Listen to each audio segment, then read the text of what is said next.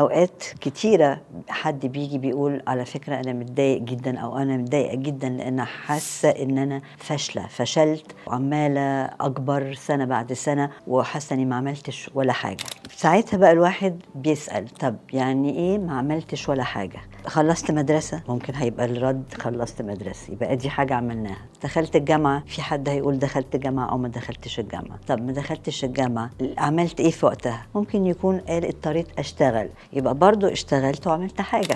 بعد ما يخلص جزء منها لو حاسس إنه مش ده اللي هو عاوزه، لسه في وقت ممكن قوي أغير الحاجة اللي أنا كنت مقرر أعملها، أختار حاجة تانية وأسعى إني أوصل للحاجة التانية دي. سواء هدرس حاجة تانية، يمكن هبقى متعذرة مثلا فلوس إني أدرس، ممكن أشتغل برضو شوية أحوش شوية فلوس وبعدين أدرس. الشعور بالفشل كتير بنبقى قاسيين جدا على نفسنا لأنه مفيش حد ما عملش ولا حاجة.